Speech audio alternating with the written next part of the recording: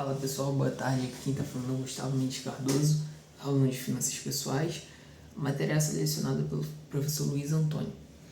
A minha ideia com esse vídeo é auxiliar todos aqueles que não vão conseguir estar disponíveis na aula síncrona e junto com o material em PDF que eu preparei, que ele vai passar por cada módulo do curso, eu estou preparando esse vídeo para ajudar na resolução das questões também. Então vamos lá. A primeira pergunta que nós temos é: o seu salário, ou bolsa, ou mesada, acabou de cair na conta. No contexto do orçamento pessoal, o que esse dinheiro representa?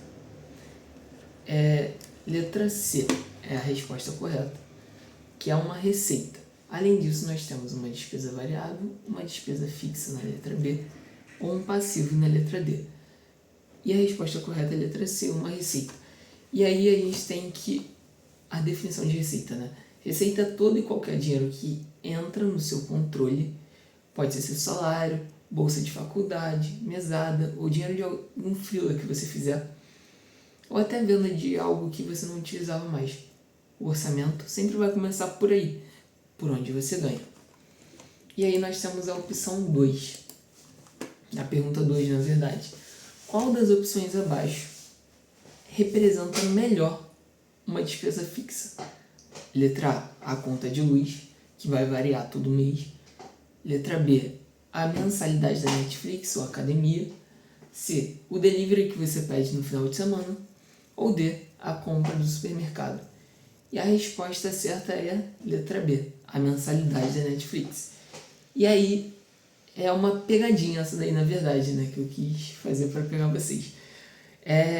E aí a resposta certa é: despesa fixa não é aquela que tem um valor idêntico, mas sim aquela que você tem compromisso de pagar todo mês, usando ou não. Netflix ou academia você tem um valor fixo, que você sempre vai pagar. E a conta de luz, que era pegadinha, né? Embora venha todo mês, é uma despesa variável, porque todo mês ela vai mudar de acordo com o seu consumo. Então, se você consumir mais energia, você paga mais. Se você consumir menos, você paga menos. 3. Você saiu com amigos e gastou R$60 em lanche, mais transporte por aplicativo. Esse gasto é classificado como: letra A, despesa variável. Letra B, despesa fixa, porque você sempre sai. Letra C, receita. Ou letra D, uma despesa essencial. E a resposta dessa pergunta é a letra A, é uma despesa variável. E por que é uma despesa variável? Porque ela vai mudar todo mês. Ela não é algo que você vai ter obrigação de sair mês que vem com seus amigos, por mais que seja algo que você costume fazer, não é algo que você consegue predefinir um valor e que você tem obrigação de fazer também, né? Então, por isso a resposta é uma despesa variável. Pergunta 4. Qual a fórmula básica para saber se sua saúde financeira no mês está positiva? Letra A, receitas mais despesas. Letra B, despesas variáveis menos despesas fixas. Letra C, receitas menos despesas fixas mais despesas variáveis. E letra D, receitas menos despesas fixas. E aqui a resposta certa é a letra C, porque você vai somar tudo que você ganha menos tudo aquilo que você vai gastar. E o que você vai gastar pode ser tanto em despesas fixas, que são rotineiras e que vão se repetir cotidianamente, ou despesas variáveis, aquelas que não vão se repetir com tanta frequência, né? Pergunta 5. Você fez as contas, receitas menos despesas, e o resultado deu menos 200, negativo. O que isso significa na prática? Letra A, que você investiu R$200. Letra B, que você está no vermelho e provavelmente usou o limite da conta, cheque especial, ou cartão de crédito para cobrir a diferença. Letra C, que você economizou R$200. Ou letra D, que o banco te deu R$200 de presente. E aí, pessoal, a resposta correta é a letra B. Significa que você está no vermelho. Essa definição de estar no vermelho significa que você gastou mais do que você tinha. E você está com game over nas suas finanças pessoais. Então, o banco ele nunca vai te dar nada. O banco ele sempre vai te dar a mão, mas vai querer seu braço em troca. Então, o banco não vai ser bonzinho de te dar esse dinheiro, né? Pergunta 6. Você recebeu a fatura do cartão de crédito no valor de R$500. mas só pagou o valor mínimo, R$ 75,00. O que acontece com os R$ 425,00 restantes? Letra A, o banco vai perdoar sua dívida. Letra B, eles vêm na fatura seguinte sem juros. Letra C, eles entram no crédito rotativo com os juros mais altos do mercado. E letra D, eles são descontados automaticamente de sua poupança. A resposta certa aqui, pessoal, é a letra C também. É aquilo que eu disse para vocês na pergunta anterior. O banco nunca vai dar nada de graça.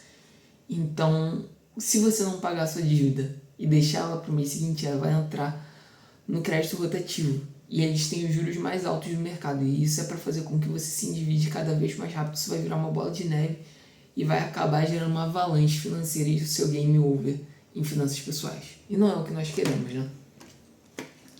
7. Essa pergunta aqui é muito maneira. Qual a forma mais inteligente de usar o cartão de crédito? E aí nós temos A, como uma extensão do seu salário, ou seja, vai gastar tudo aquilo que você ainda não recebeu. B, apenas para emergências, deixando bloqueado em casa. C, como uma ferramenta de organização, gastando só o que você sabe que pode pagar e pagando de forma integral. Ou letra D, usar o limite todo mês para fazer o dinheiro girar. E a resposta aqui, pessoal, é letra C, porque vamos gastar somente aquilo que nós sabemos que podemos pagar. Esse é o limite, esse é o princípio básico do orçamento pessoal, que é você gastar menos do que você ganha. Ou se você não conseguir gastar menos do que você ganha, gaste no máximo aquilo que você ganha, para não ter dívida. O banco não é bonzinho. 8. O cheque especial, aquele limite que aparece na sua conta corrente, é A, um dinheiro que o banco te deu de presente, um tipo de empréstimo pré-aprovado com juros altíssimos, o mesmo que a poupança, ou D, um investimento seguro. E a resposta certa é a letra B, um tipo de empréstimo pré-aprovado com juros altíssimos. Vamos pensar que o banco está te dando um dinheiro que na verdade você não tem. Isso é diferente do crédito, porque o crédito você tem uma obrigação de pagar. E no cheque especial você já está pegando esse dinheiro, então você vai ter que pagar isso de qualquer jeito, cara. E os juros aqui é altíssimo. Eles vão ser quase iguais aos maiores juros do mercado. E, novamente, o banco não vai te dar dinheiro de graça. Esquece isso. O banco não é bonzinho. Pergunta 9.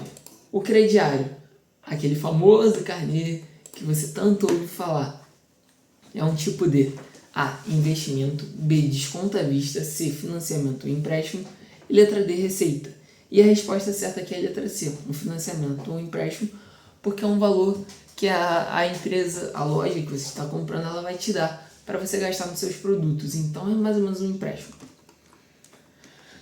10. Você precisa de um empréstimo. O que é mais importante de olhar antes de assinar? A, o CET, custo efetivo total. B, o número de parcelas, quanto mais melhor. C, apenas o valor da parcela e se ela cabe no bolso. Ou letra D, o nome do banco, se é famoso. E a resposta correta é a letra A, pessoal. Essa pergunta aqui ela é muito importante. O que importa principalmente sim vai ser o CET, que é o custo efetivo total. Ele é a taxa real que você vai pagar, incluindo juros, IOF e outras taxas. Às vezes, um empréstimo com parcela menor tem um CET gigante, porque o prazo é muito longo. E no final você vai pagar o dobro do que você pegou emprestado. 11. Qual o principal objetivo de uma reserva de emergência? A, comprar um celular novo no tênis da moda. Letra B, ficar milionário rapidamente. C, cobrir gastos essenciais e inesperados, como problema de saúde ou desemprego, sem precisar fazer dívidas. Ou D, investir em ações de alto risco para ter grandes lucros. Pessoal, reserva de emergência. Você está com algum problema na sua vida? Você precisa cobrir os gastos essenciais e inesperados. Então aqui a resposta correta é a letra C. 12. Vamos lá. Geralmente, qual é o valor mais recomendado pelos especialistas para uma reserva de emergência? A, o valor exato de um salário seu. Letra B, o suficiente para cobrir de 6 a 12 meses de suas despesas fixas. Tudo o que sobra no final do mês é a C. E D, R$100, um valor simbólico. E a resposta aqui, pessoal, é a letra B, o suficiente para cobrir de 6 a 12 meses. Isso é crucial, porque se você está com uma reserva de emergência, vamos supor que você está desempregado agora. Você tendo de 6 a 12 meses, você consegue sustentar o seu padrão de vida, nesse caso. Por padrão de vida eu me refiro a talvez um aluguel, a alimentação. Você vai conseguir cobrir no mínimo 6 meses, de 6 a 12 meses, que é o tempo suficiente para você se restabelecer. 13. O dinheiro da reserva de emergência deve ficar onde? A. Em altíssima rentabilidade e alto risco. B. Baixa liquidez. C. Segurança máxima e liquidez diária. E D. Apenas na conta corrente. E a resposta, pessoal, é segurança máxima e liquidez diária. Aqui a gente não está prezando pelo rendimento.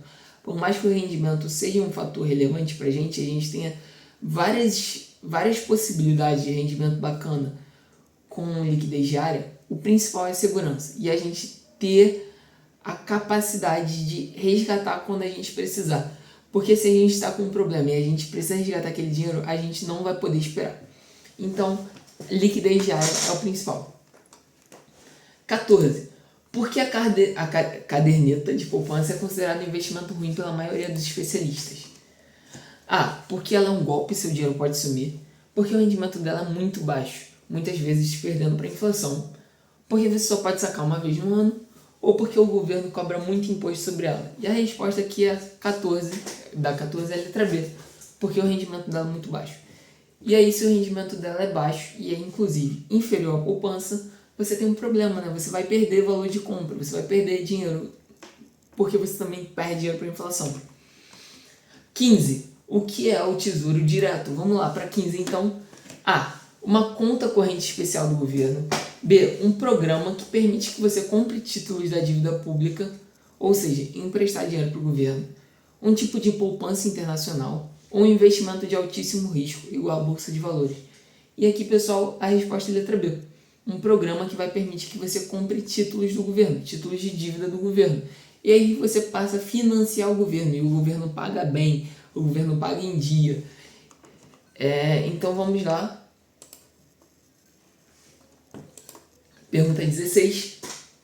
Uma loja oferece um celular por R$2.000, 10 vezes de 200, ou por 1.800 à vista.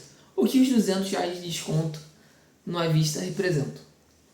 A. Um presente da loja para quem paga à vista. B. O valor dos juros que estavam embutidos no preço parcelado. C. Um erro de cálculo da loja. E D. Uma taxa obrigatória do governo. Pessoal, a resposta aqui é a letra B. E essa daqui eu acho muito interessante explicar mais. Porque a A não está certa. A loja também não é boazinha, pessoal. Ela quer lucro. E você pode ter certeza que se ela está colocando 12 vezes sem juros, o valor dos juros já está embutido naquele preço. Por isso que normalmente, quando você está lá comprando e você chega lá naquela pergunta final, né? Quanto de desconto você vai me dar se eu pagar à vista? E a atendente falar que não desconta nada. Pessoal, é recomendado nesses casos você parcelar, porque a loja já está considerando os juros naquele valor. E por isso é crucial que vocês sempre perguntem se tem desconto pagando à vista, porque normalmente vai ter.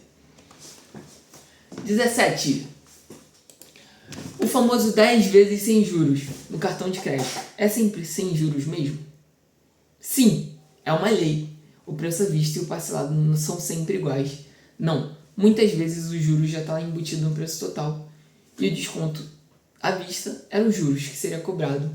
Sim, e é sempre a melhor opção de compra. Ou D, não, porque o banco cobra juros do cliente na fatura. Pessoal, a resposta certa é a letra B.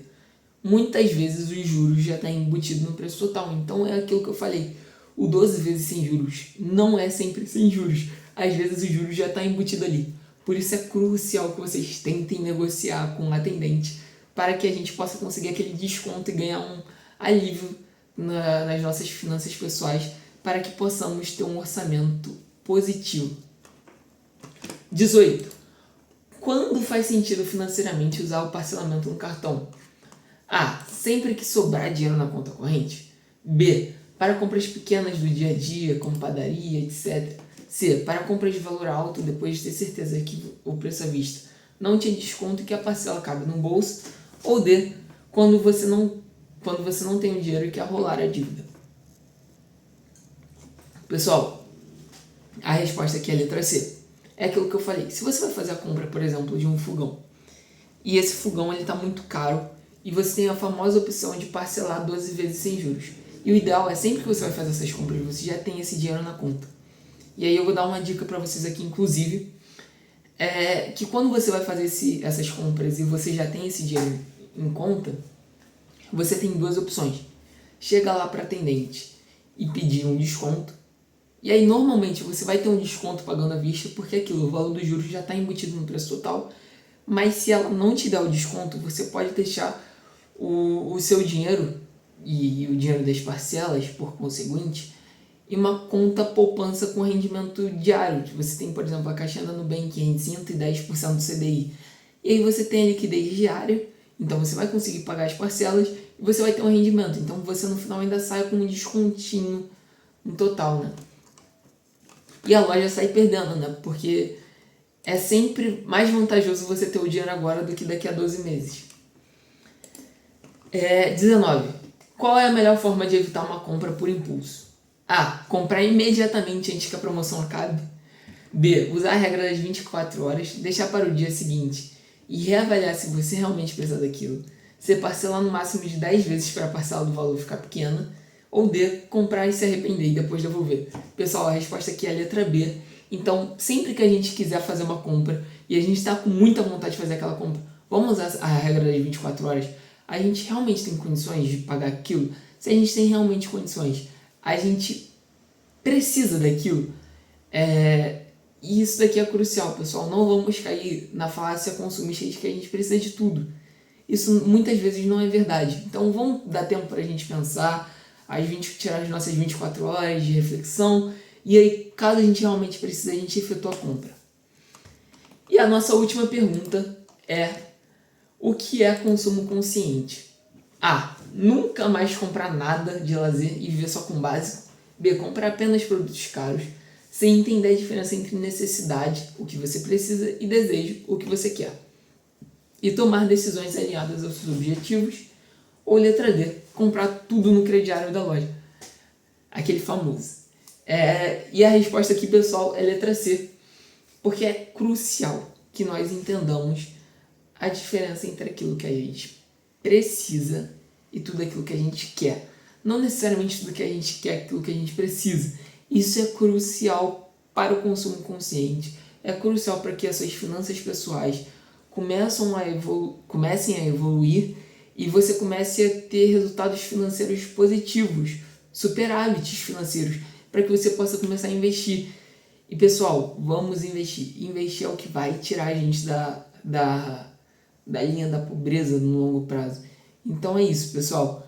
Muito obrigado pela atenção de vocês. Eu espero que esse conteúdo tenha ajudado vocês. E caso ele tenha ajudado vocês, eu peço que vocês respondam também o feedback lá no final. Obrigado, pessoal. Tchau, tchau.